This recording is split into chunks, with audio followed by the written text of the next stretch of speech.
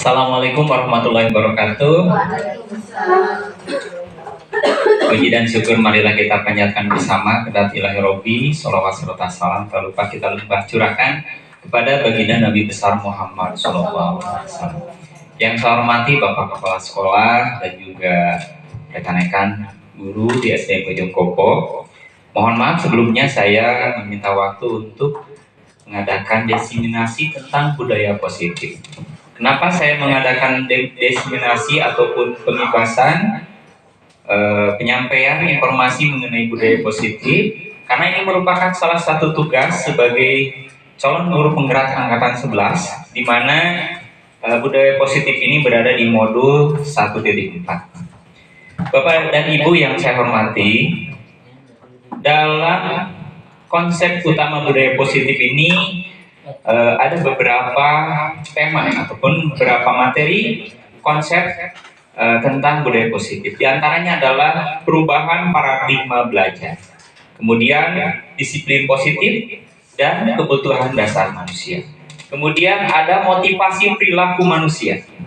Kemudian posisi kontrol, restitusi, kemudian keyakinan kelas, dan yang terakhir adalah segitiga restitusi.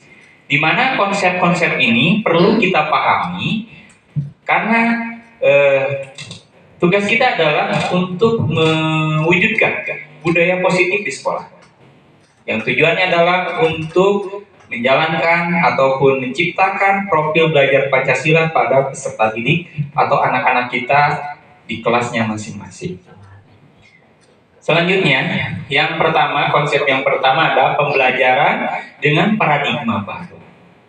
Nah, sebelumnya mungkin kita mengadakan pembelajaran atau melakukan pembelajaran di kelas masing-masing hanya berpusat kepada guru atau bisa disebut dengan teacher center. Jadi segala sesuatu berada di guru. Namun seiring dengan perkembangan zaman dan juga kurikulum berubah, sekarang kurikulumnya Merdeka Belajar, kemudian kurikulum nasional. Nah, paradigma ini berubah.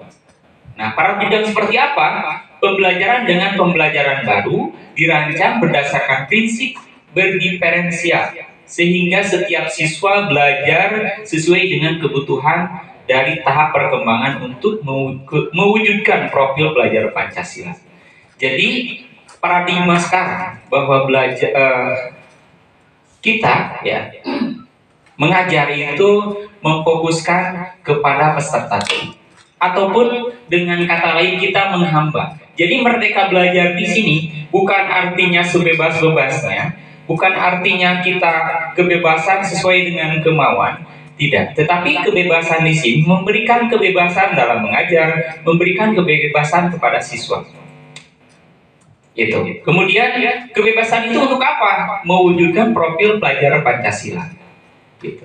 Nah, di dalam paradigma baru di sini, yang sering disebut adalah profil pelajar Pancasila. Bapak dan Ibu, ada yang sudah mengetahui profil pelajar Pancasila itu ada berapa dimensi? Ada 6 dimensi. Ada 6 dimensi. Kemudian dimensi yang pertama ada yang sudah tahu apa itu? Sebetulnya di sini sudah ada ya. Ini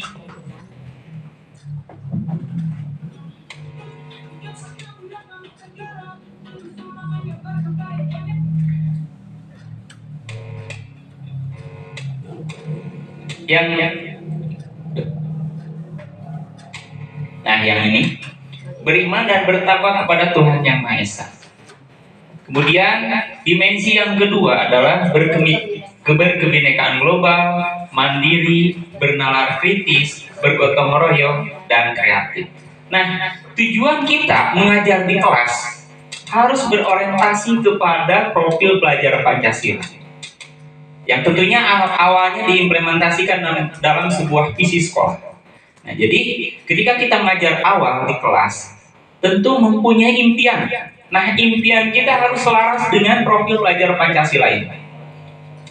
Itu mengenai paradigma belajar baru. Selanjutnya, posisi ataupun disiplin positif.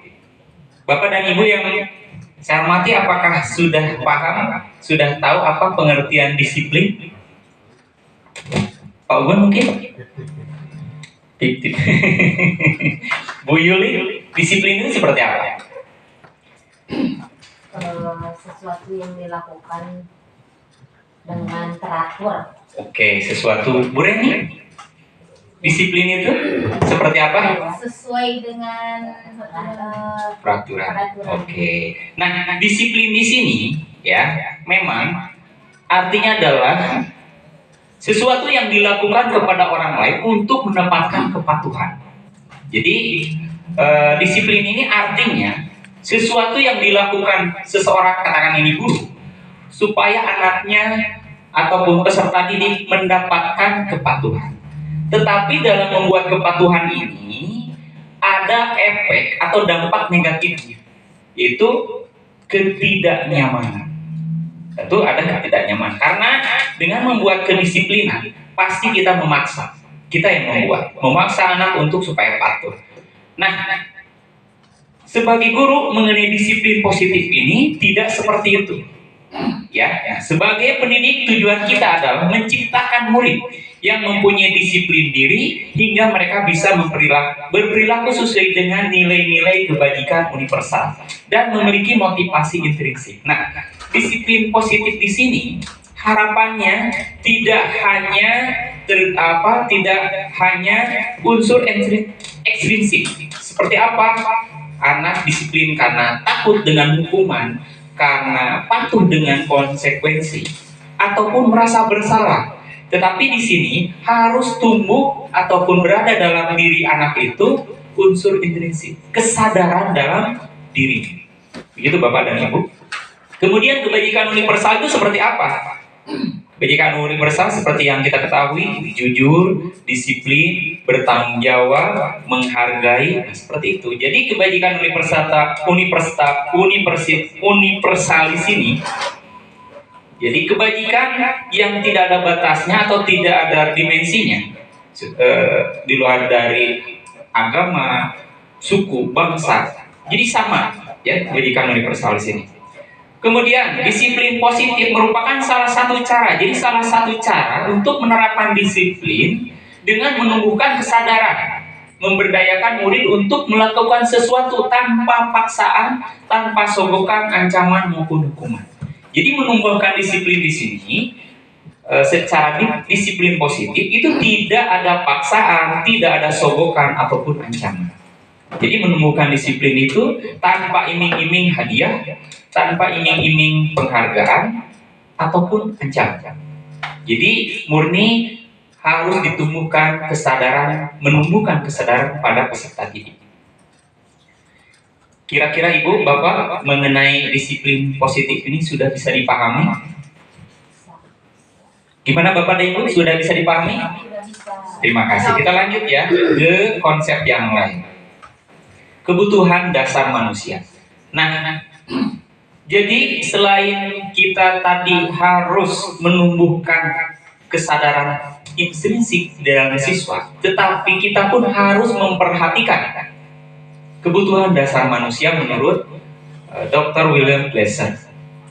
Dan bukan hanya siswa saja, setiap manusia mempunyai kebutuhan dasar. Nah, di sini yang dibahas adalah 5 kebutuhan dasar manusia. Di antaranya bertahan hidup atau sering disebut dengan survival. Survival di sini seperti apa? Makan, minum, pakaian atau sering disebut dengan sandang pangan. Nah, kita pun harus memperhatikan kebutuhan dasar anak tersebut. Ketika anak tidak patuh, ketika anak tidak sesuai dengan harapan di kelas, tidak kondusif, kita harus memperhatikan kebutuhan dasarnya. Kebutuhan dasar apa yang belum terpenuhi oleh kita dalam di peserta ini? Mungkin anak misalkan murung, tidak aktif di kelas. Mungkin saja kebutuhan dasar hidupnya tidak terpenuhi, tidak makan dari rumah. Kemudian anak menjadi tidak percaya diri karena mungkin bajunya sudah sobek ataupun sudah jelek, jadi merasa minder. Nah, ini perlu kita perhatikan. Selanjutnya kasih sayang dan rasa diterima atau love and belonging. Banyak mungkin kita menemukan peserta didik kita di kelas yang sulit diatur, bahkan hiperaktif, merengek, dan lain sebagainya. Ini perlu kita perhatikan, kita analisis apa kebutuhan dasar apa yang perlu dipenuhi di peserta didik itu. Jadi jangan dulu mengejudge, jangan dulu menghakimi ataupun menilai anak ini bandel, anak ini kelainan. Mungkin saja kebutuhan dasar kasih sayangnya ini harus kita penuhi atau belum terpenuhi. Nah, ketika kebutuhan dasar ini sudah dipenuhi, maka anak akan menurut, senang di kelas, belajar aktif, fokus dalam belajar. Itu. Kemudian kebutuhan dasar kebebasan, freedom. Anak ini ingin bebas. Biasanya kita mengatur dengan harapan kita supaya kelas ini kondusif, tertib. Tetapi kebebasan anak ini tidak terpenuhi hingga anak itu tertekan. Nah, itu perlu kita perhatikan sehingga pola perilaku anak berubah. Bahkan tidak sesuai harapan. Mungkin saja 5 kebutuhan dasar ini belum terpenuhi. Kemudian penguasaan di sini bagi peserta didik, kesenangan. Nah, fun. Anak ini perlu kesenangan. Makanya kesenangan di dalam hal apa? Dalam hal pendidikan. Kita perlu merancang pembelajaran yang menyenangkan bagi anak, sehingga anak merasa senang, merasa ingin mencurahkan atau ingin menyampaikan harapannya di kelas itu seperti apa. Maka kita membuat pembelajaran yang menyenangkan. Selanjutnya yang terakhir, penguasaan di sini yaitu ingin menguasai kita, ingin merasa dirinya kompeten. Itu merupakan bentuk kebutuhan penguasaan. Kira-kira Ibu dan Bapak sampai di sini bisa dipahami? Kita lanjut ya, Bapak. Konsep selanjutnya yaitu motivasi perilaku manusia. Ini ada hubungannya dengan konsep yang tadi tentang paradigma belajar baru.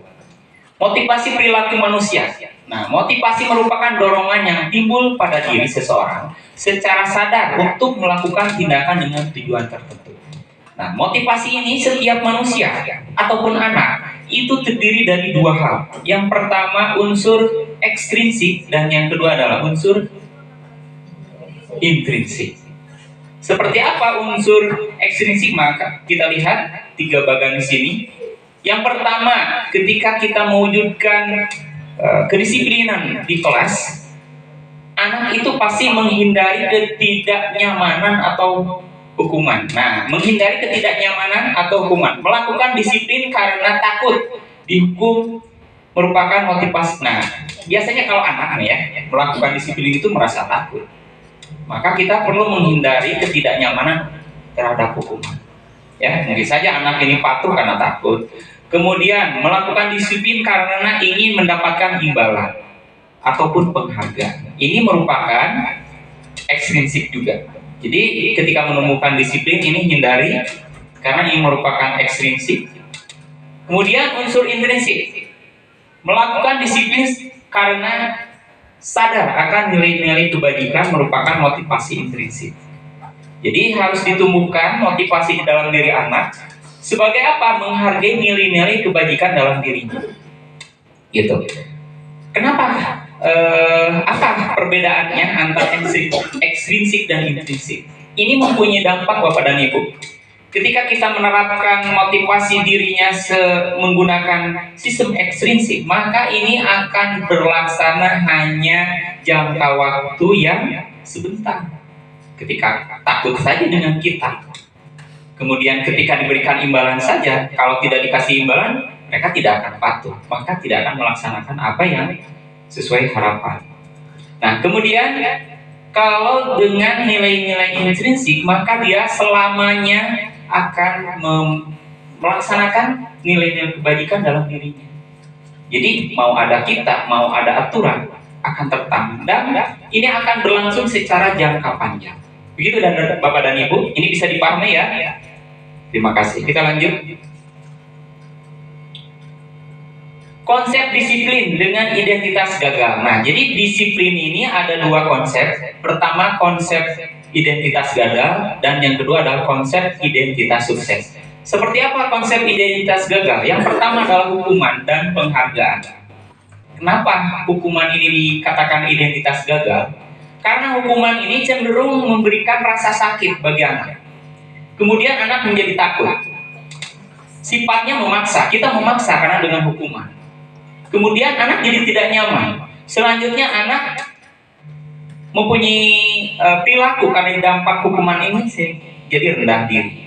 Kemudian menyembunyikan kesalahan. Anak itu mempunyai sifat pembohong karena takut dengan kita. Itu ya.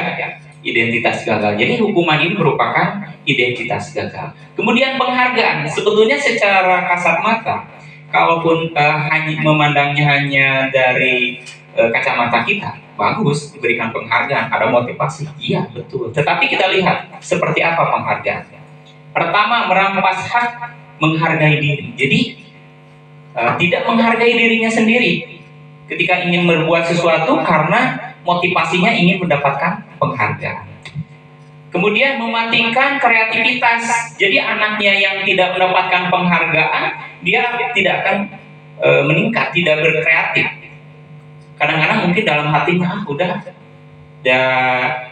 yang akan mendapatkan nilai 10 pasti si A, saya mah tetap aja C, itu nilai kreativitasnya akan menurun, bahkan hilang, tidak ada nilai kreativitas dalam diri anak. Kemudian merusak hubungan. Jadi dia merasa iri, tidak akan berbaur dengan orang-orang atau temannya yang mendapatkan nilai bagus atau mendapatkan penghargaan dari kita atau mendapatkan ranking. Dia akan merasa tersisih, menarik diri dari lingkungan. Kemudian menghukum dengan sifat ranking. Jadi ketika kita memberikan ranking, ini biasanya di akhir tahun, maka anak yang rankingnya paling bawah merasa dihukum.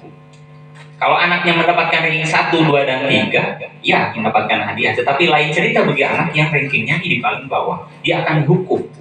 Ya, jadi menghilangkan kreativitas dalam dirinya. Nah, selanjutnya nilai identitas sukses. Seperti apa identitas sukses itu? Yang pertama adalah konsekuensi, dan yang kedua adalah restitusi. Apa itu konsekuensi, Bapak dan Ibu? Bu Ayu, kira-kira konsekuensi itu seperti apa, Bu Ayu? Menurut pemahaman Ibu? Stimulus respon. Oke, stimulus respon. Nah, stimulus respon itu seperti apa? Stimulus respon itu kalau dalam bahasa kita sebab akibat. Seperti contoh, ketika kita menjatuhkan minuman, jatuh ke bawah, pasti minumannya tumpah, airnya tumpah ke lantai, lantainya basah. Kita akan merespon, membersihkan air tersebut. Itu respon.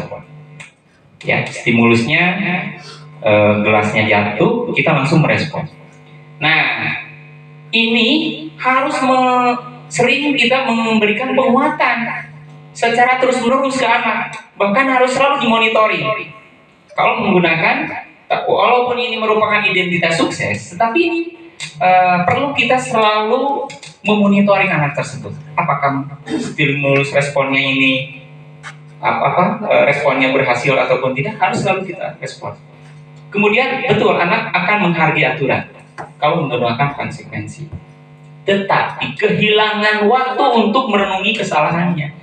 Jadi kemandirian anak dalam menuntaskan masalah atau mencari solusi masalah itu tidak ada, karena cepat ya melakukan sesuatunya cepat. Jadi tidak ada waktu untuk merenungi kesalahannya. Ya, itu mengenai konsekuensi. Berbeda dengan restitusi. Kalau restitusi itu secara sadar bertanggung jawab atas perilaku, jadi tumbuh dalam dirinya. Baik ada guru ataupun tidak ada hukuman, tidak ada penghargaan, tumbuh dalam dirinya. Oh, ini ketika air jatuh itu harus dipel. Gitu, tumbuh dalam dirinya. Tidak takut karena guru, tidak takut karena aturan. Kemudian fokus pada pemecahan masalah jangka panjang. Jadi dia akan merenungi terhadap kesalahan. Kita kemudian akan belajar dari kesalahan tersebut. Kemudian menghormati dirinya dan orang lain. Kemudian dirinya pemegang kontrol. Jadi kalau konsekuensi hukuman dan penghargaan yang memberikan kontrol itu adalah guru. Tetapi kalau restitusi dia sendiri karena tumbuh dalam hatinya. Kemudian bersemangat untuk memperbaiki masalah. Jadi ketika anak itu menghadapi masalah yang berbeda, akan bersemangat untuk memecahkan masalah. Karena dari masalah itu belajar dari masalah yang ada. Kira-kira sampai di sini Bapak Ibu bisa dipahami? Oke, kita lanjut Bu ya. Nah, pendekatan restitusi. Tadi kita membahas masalah restitusi, seperti apa pendekatan? Sebuah cara penanaman disiplin pada murid. Pengertian restitusi itu seperti apa? Proses menciptakan kondisi bagi murid untuk memperbaiki kesalahan, sehingga mereka bisa kembali pada kelompok mereka dengan karakter yang lebih kuat.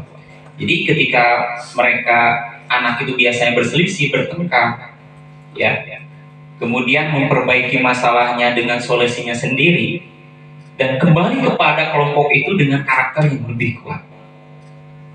Ciri-ciri pendekatan restitusi seperti apa? Belajar dari kesalahan. Anak akan belajar dari kesalahan. Kemudian memperbaiki hubungan yang biasanya mungkin menyakiti orang lain, dia akan menjaga perasaan supaya orang yang disakiti ini tidak tersakiti kemudian hari. Kemudian tawaran bukan paksaan. Jadi dalam pendekatan restitusi ini ketika anak mendapatkan masalah bukan paksaan tapi tawaran. Seperti apa solusinya? Bagaimana cara melakukannya? Jadi kembali lagi kepada anak. Jadi ini bukan lagi paksaan. Kemudian menuntun untuk melihat ke dalam diri. Jadi tugas guru bukan mengontrol tapi menuntun anak untuk mencari masalah.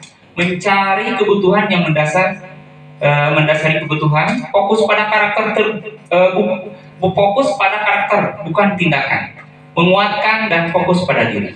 Itu ciri-ciri dari restitusi. Jadi kemandirian di anak ini tumbuh dalam mencari solusi permasalahan yang timbul. Lanjut Pak Bu ya. Kemudian perbedaan hukuman, konsekuensi dan restitusi. Kalau hukuman, guru marah ketika contoh misalkan kasusnya siswa yang tidak mengerjakan PR. Kira-kira Bapak dan Ibu ketika anak di kelas Bapak dan Ibu ada yang tidak mengerjakan PR, posisi kontrol apa yang diberikan kepada anak? Apakah langsung menghukum? Apakah konsekuensi ataupun restitusi? Pasti jawabannya sama dengan saya ya.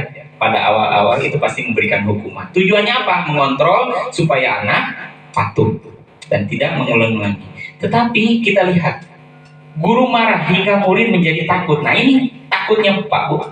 Menyuruh murid untuk menghormati bendera selama 5 menit. Ini kan hukuman. Sehingga anak akan jadi pendendam Pak Bu nantinya. Ya, patuh itu karena ada kita sesaat. Kemudian konsekuensi. Nih, ketika anak yang tidak mengerjakan PR menyuruh untuk mengerjakan PR saat istirahat dan diberikannya 2 kali lipat. Ini kan hampir sama dengan hukuman, tetapi dengan berbagai caranya yang berbeda. Nah, kalau restitusi, guru menanyakan. Jadi ditanyakan dulu apa masalahnya, kemudian menanyakan keyakinan apa yang dilanggar oleh anak tersebut. Kemudian dituntun untuk mencari solusi.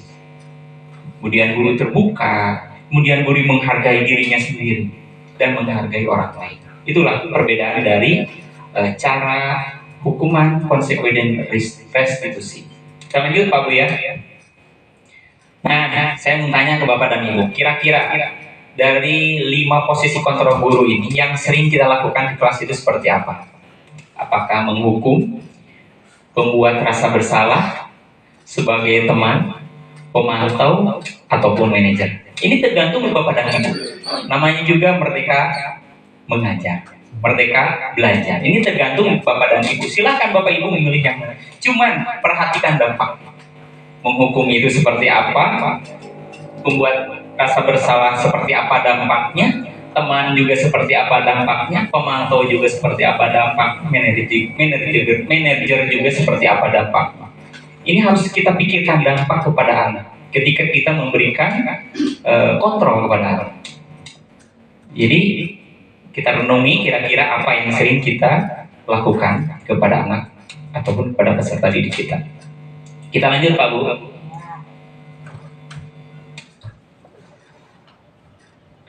Nah ini kita lihat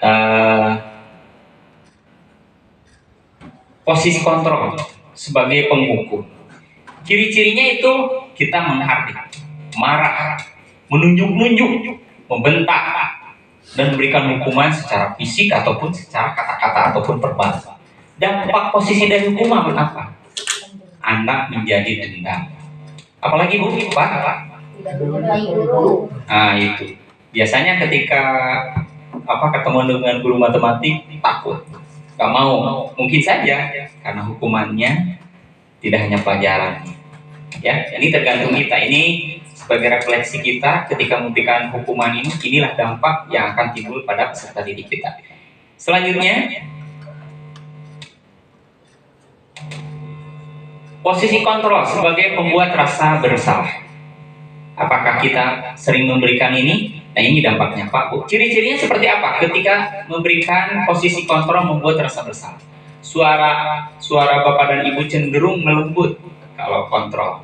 Tenang, namun kata-katanya menyalahkan murid. Walaupun lembut, tenang, tapi ujung-ujungnya adalah menyalahkan.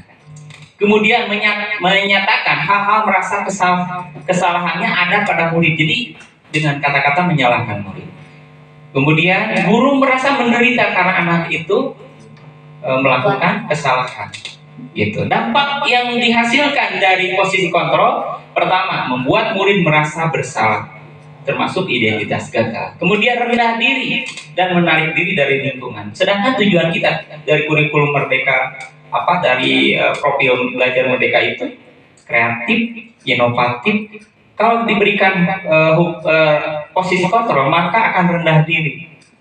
Jadi tidak sesuai dengan tujuan profil pelajar Pancasila. Lanjut Pak Bu.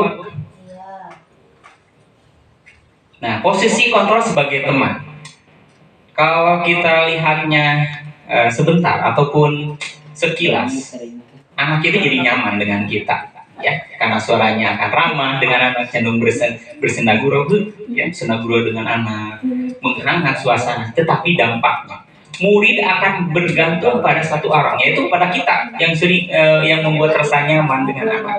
Betul kan Bu Reni seperti itu ya? Tapi kalau tidak ada Bu Reni, anak seperti apa? Contoh di kelas 1 misalkan Bu Reni. Karena Bu Reni sering memberikan posisi kontrol sebagai teman, Bu Reni tidak ada, masuk Pak Ubud, anak tidak akan patuh. Karena tidak ada Bu Reni, karena tergantung dengan Bu Reni, nyaman dengan Bu Reni. Gitu. Kemudian murid tidak mandiri dan tidak berpikir dirinya sendiri. Jadi nilai kemandiriannya tidak ada. Tidak sesuai dengan profil belajar Pancasila. Lanjut Pak Bu ya.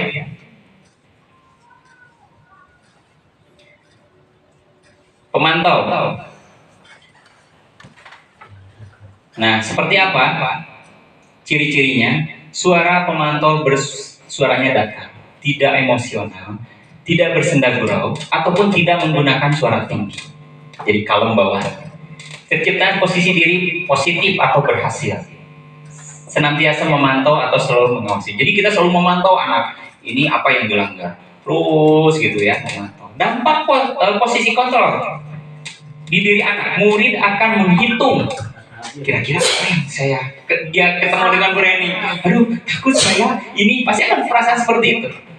Kemudian konsekuensi, ketika ketemu dengan Pak Ugun, ini akan dapat hadiah saya kalau melakukan itu. Jadi motivasinya ingin berhadiah kalau posisi pemantau. Kemudian tanpa memahami sepenuhnya kebajikan dituju, jadi tujuan kebajikannya dia tidak akan paham. Ya. Kemudian tidak sepenuhnya mandiri, jadi hanya sebagian yang mandiri karena mungkin ada yang tujuannya ke hadiah, yang tujuannya takut dan lain sebagainya. Seperti itu kalau pemantau. Lanjut Pak, Bu. Yang terakhir manajer. Seperti apa ciri-cirinya dari seorang guru yang menerapkan posisi manajer? Suaranya netral, tidak marah, tidak lembut, tidak senda gurau, tidak emosional, dan tidak ramah juga, tidak terlalu ramah, datar. tidak bernada tinggi. Guru tulus mengajukan pertanyaan bermakna agar membuka pikiran murid. Guru membimbing pemecahan masalah secara mandiri. Jadi dituntun anak untuk memecahkan masalahnya, karena ketika kita memberikan solusi kepada anak, anak belum tentu bisa menyelesaikan masalahnya sendiri dari solusi kita. Solusi apa yang terbaik adalah solusi dirinya sendiri kita tuntun seperti apa, karena dia sendiri yang akan melakukan. Dampaknya dari kalau kita menggunakan posisi control manager, pertama anak jadi mandiri, percaya diri, dan dalam mencari solusi. Itu yang mudah-mudahan kita bisa menerapkan posisi kontrol, walaupun ini ketika kita menggunakan posisi kontrol pasti membutuhkan waktu yang cukup lama. Berbeda dengan hukuman. Kalau hukuman itu secara langsung, tapi efeknya pun hanya sebentar. Kalau ini prosesnya lama, tetapi dampaknya jangka panjang. Begitu dari Bapak dan Ibu. Nah, ini keyakinan kelas. Kira-kira Bapak dan Ibu ada yang tahu apa perbedaan keyakinan, konsekuensi? Keyakinan percaya bukan? Keyakinan itu percaya itu bukan. Jadi ada 3 ya. Pasti dalam benak hati kita ada 3. Ada keyakinan, ada konsekuensi. Ada keyakinan, ada tata tertib atau aturan, dan ada juga kesepakatan. Yang awal ya di paradigma sebelumnya di kelas itu ada dengan tata tertib ataupun peraturan. Kalau sekarang dengan kurikulum merdeka itu adalah keyakinan. Apa perbedaan peraturan, keyakinan, dan kesepakatan? Kalau peraturan itu sifatnya memaksa, ya. Kemudian dibuatnya oleh seseorang. Itu kalau peraturan. Sebetulnya sama antara peraturan, keyakinan, dan kesepakatan, sama tujuannya memberikan aturan, tetapi caranya yang berbeda. Kalau peraturan dibuat oleh satu orang, sifatnya memaksa. Nah, kalau kesepakatan dibuat bersama-sama. Nah, kalau keyakinan itu mempunyai nilai-nilai kebajikan universal. Itu Pak. Mengapa kita memiliki peraturan tentang menggunakan helm? Ini contoh. Misalkan kenapa Bapak dan Ibu menggunakan helm saat menggunakan sepeda motor? Kira-kira apa Bu? Pak? Takut ditilang. Biar tidak panas. Ada 2 pasti. Nah, ini harus kita nilai. Kalau takut kepada polisi berarti unsur ekstrinsi, karena takut. Kalau tadi apa Bu Ayu tadi apa? Panas. Panas. Berarti itu kesehatan. Nah, yang harus tumbuh pada anak kita adalah unsur dalam dirinya. Tidak ada polisi ataupun tidak, karena kita ingin sehat, menjaga kepala dari keselamatan. Kemudian yang kedua, mengapa kita memiliki peraturan tentang menggunakan masker? Nah, ini juga sama pada saat COVID ya. Ini tujuannya untuk kesehatan. Jadi bukan takut karena polisi. Kita lanjut Bapak dan Ibu ya. Ini keyakinan ini. Nah, saya akan membagikan di sini tentang cara membuat keyakinan di kelas. Yang pertama, kita itu memberikan pertanyaan ataupun memberikan kalimat pemantik ataupun arahan. Kira-kira kalian ingin di kelas seperti apa? Itu kalimat pemantiknya. Maka anak-anak kan pengen tertib, pengen di kelasnya bersih, sehat, kemudian menyenangkan dan lain sebagainya. Tentu anak akan menjawab seperti itu. Nah, kemudian dituliskan, setelah itu ditempel ke depan, ini namanya kesepakatan. Nah, tetapi dalam membuat keyakinan, hindari kalimat negatif. Kalau peraturan tentu akan menggunakan kalimat negatif.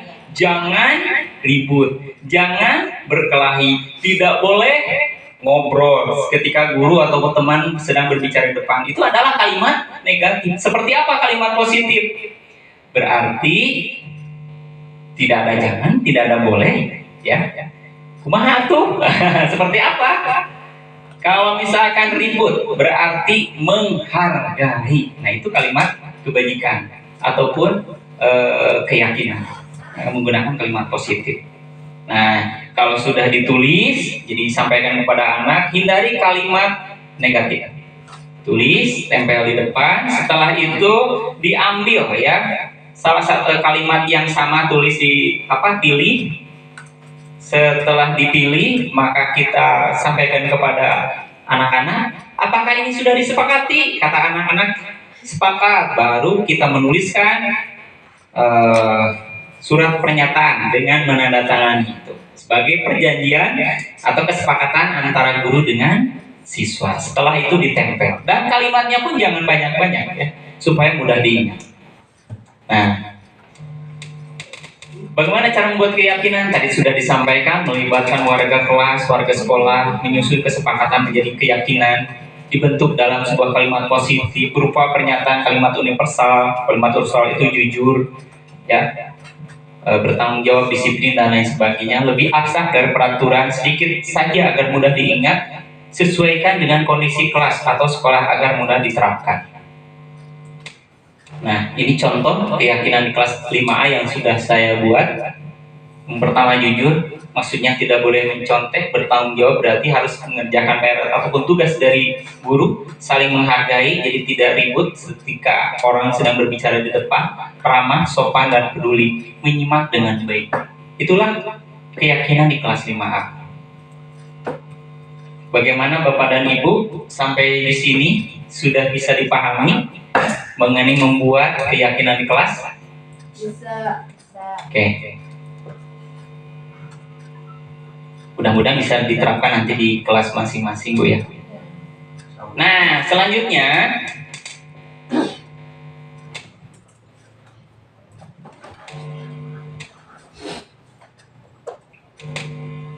mana ya?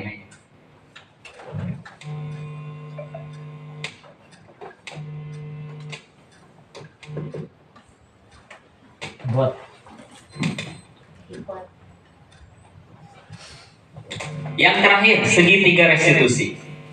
Seperti apa segitiga restitusi? Jadi ketika kita menghadapi permasalahan di kelas, maka sebaiknya kita menggunakan segitiga restitusi. Seperti apa segitiga restitusi? Yang pertama, menstabilkan identitas. Ketika anak kedapatan mendapatkan kesalahan, maka jangan dulu kita menghardik atau jangan dulu kita menghukum, tapi tanyakan dulu. Ketika menanyakan, stabilkan dulu identitas. Seperti apa? Kita semua akan melakukan hal yang terbaik yang bisa kita lakukan. Jadi ketika menstabilkan identitas, contohnya bahwa setiap manusia tentu akan berbuat kesalahan atau melakukan kesalahan. Tetapi kita harus memperbaiki kesalahan tersebut. Wajar manusia berbuat salah. Kamu masih beruntung tidak lebih daripada itu. Itu kata-kata menstabilkan identitas. Supaya anak apa? Supaya anak terbuka. Baru kita validasi tindakan salah. Kenapa kamu melakukan itu? Maka anak akan terbuka menyampaikan masalahnya. Kemudian setelah ditanyakan permasalahan atau validasi tindakan, baru menanyakan keyakinan kelas yang kita buat. Keyakinan apa yang telah kamu langgar? Kemudian bagaimana solusinya supaya kamu bisa memenuhi keyakinan kelas kita? Itu ditanyakan seperti apa solusinya? Kapan mau melaksanakan? Kalau sudah, nah jadi fokusnya pada penyelesaian masalah, bukan pada permasalahan. Begitu Bapak dan Ibu. Nah, saya akan menampilkan sedikit video tentang kasus restitusi yang pernah saya dapati di kelas.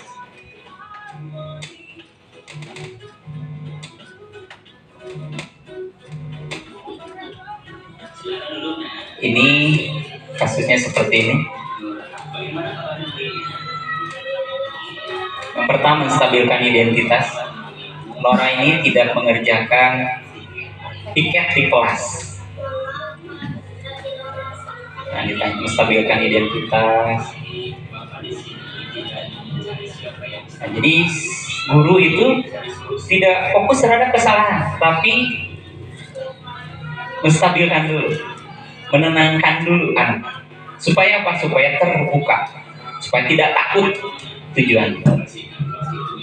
Kalau kita berikan hukuman, terus takut anak itu tidak akan terjujur. Jadi nilai kejujuran yang ditebalkan.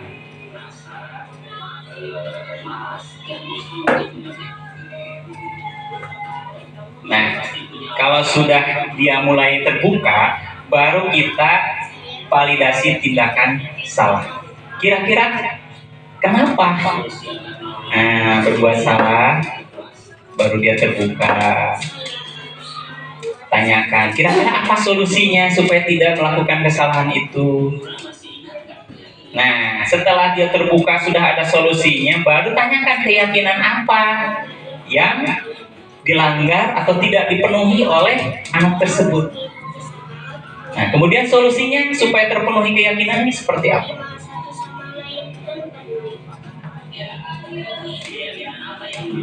Gitu.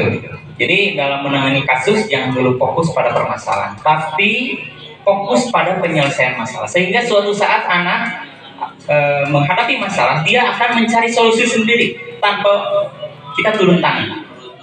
Kemandirian, kejujuran. Kemudian nanti ujungnya sampai dengan kebersamaan. Jadi mewujudkan profil pelajar Pancasila.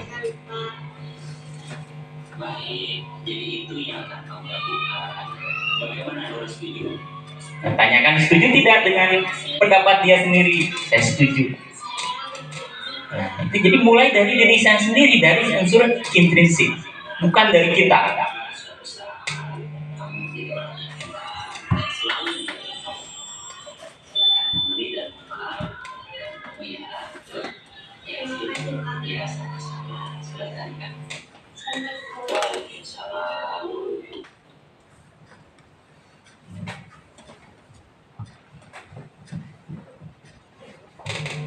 Nah, jadi kutipan dari Standar Pendidikan Nasional, dalam penerapan disiplin positif, hendaknya guru memiliki standar kepribadian, profesional, dan sosial yang baik, di mana guru mampu berefleksi pada kondisi kontrolnya saat ini.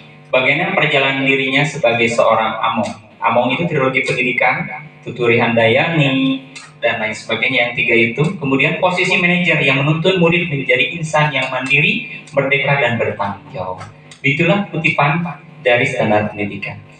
Itu yang bisa saya sampaikan mengenai budaya positif. Sebelum ditutup, ada yang ingin ditanyakan? Silakan Bapak dan Ibu. Bu Reni, silakan. Sudah cukup. Oh, Ya, Bu Yaya. Yang kerasanya mungkin ini nggak sampai, Bu. Saya maju kasih ibu pakai video. Assalamualaikum warahmatullahi wabarakatuh. Waalaikumsalam. Saya guru kelas 6. Ingin ada yang ditanyakan kepada Bapak sebagai narasumber, yaitu mengenai tadi tentang peraturan dan keyakinan. Apa yang jadi perbedaannya peraturan dengan keyakinan itu? Itu yang saya tanyakan, Pak. Terima kasih Bu Yaya. Apa perbedaan keyakinan dengan peraturan? Keyakinan ini dibuat secara bersama dengan kesepakatan bersama, kemudian menggunakan kalimat kebajikan universal. Kalau aturan itu dibuat oleh seseorang tanpa membuat kesepakatan, nah kemudian sifatnya memaksa, gitu. Kemudian menggunakan kalimat negatif sehingga anak ketika melihat itu takut karena jangan, tidak boleh. Nah itu ada kata jangan. Sedangkan ketika ada kata jangan atau kalimat jangan, bukan anak akan melakukan aturan itu, bahkan ketika jangan itu selalu dilanggar, gitu. Nah kalau kalimat negatif itu langsung dengan misalkan tidak boleh ngobrol, berarti menghargai. Itulah perbedaan. Jadi kalau peraturan dibuat oleh seseorang, kemudian sifatnya kalimat negatif dan juga sifatnya memaksa, ujung-ujungnya ada hukuman. Tetapi kalau keyakinan itu menumbuhkan unsur intrinsik dalam diri, sehingga anak bisa mandiri dan bertanggung jawab serta bisa menyelesaikan masalahnya sendiri. Itu kira-kira Bu Yaya bisa dipahami?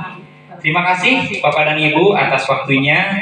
Mudah-mudahan kita bisa melaksanakan dan menerapkan budaya positif di SD Bojongkopo ini dengan posisi kontrol yang kita pilih dan harapan dampak seperti anak akan seperti apa. Demikian ya. Terima kasih atas perhatiannya. Mohon maaf bila ada penyampaian kurang bisa dipahami oleh Bapak dan Ibu. Billahi taufiq wal hidayah. Wassalamualaikum warahmatullahi wabarakatuh. Waalaikumsalam.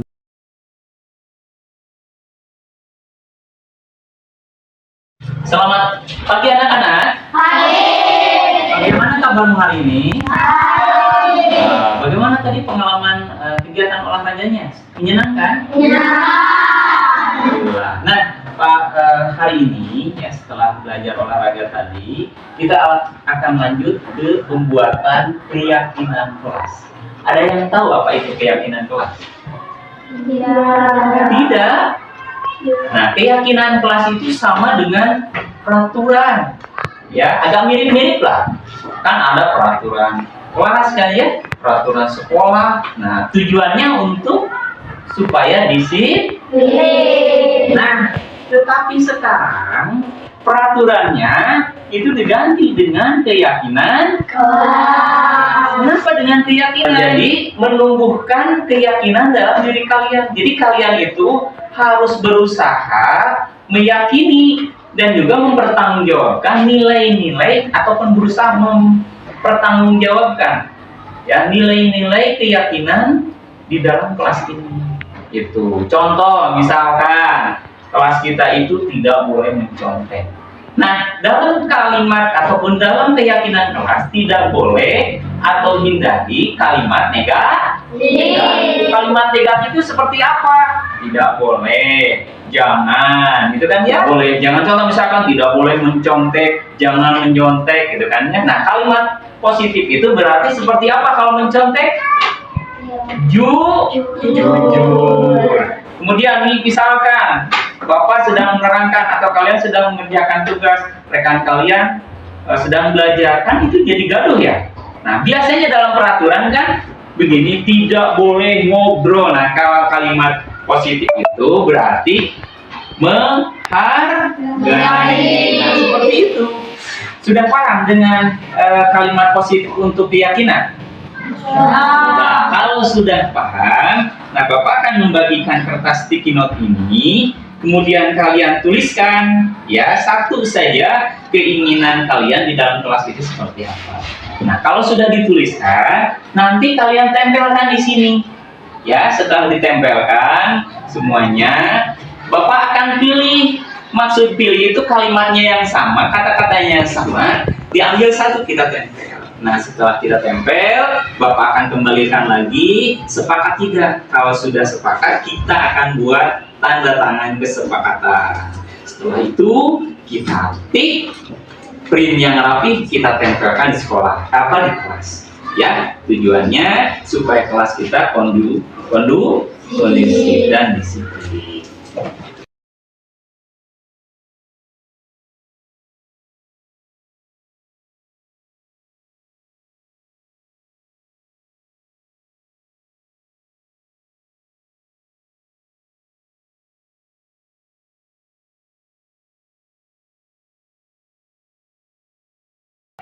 Silakan ditempel. Tempel. Yang sudah silakan ditempel. Iya.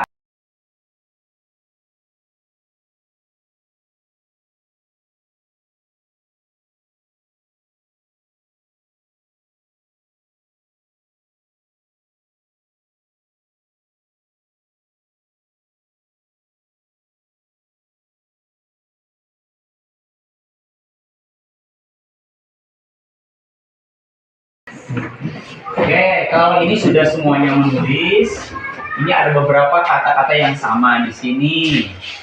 Peduli, ya, sudah tempel. Kemudian menyimak dengan baik. Iya. Kemudian kita baca ya satu-satu.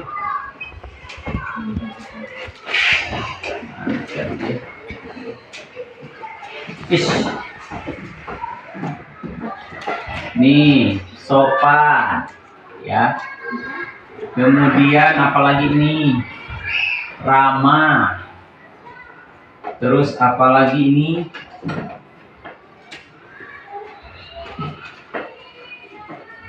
Saling menghargai. Terus ini? Bertanggung jawab. Apakah ini?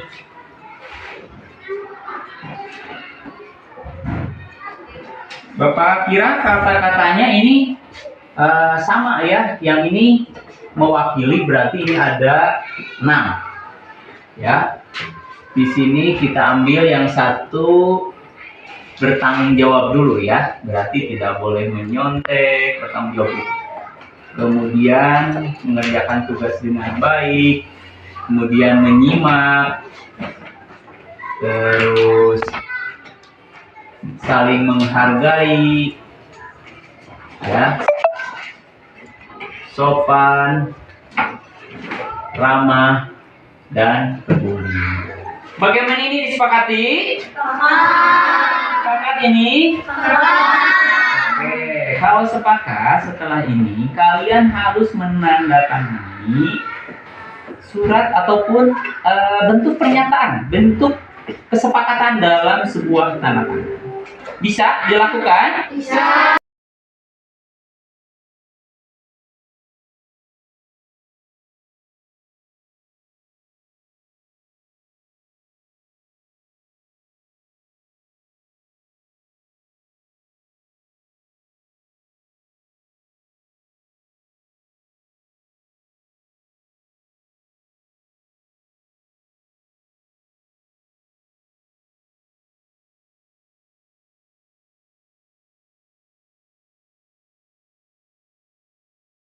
Assalamualaikum, saya Salman kelas 5A.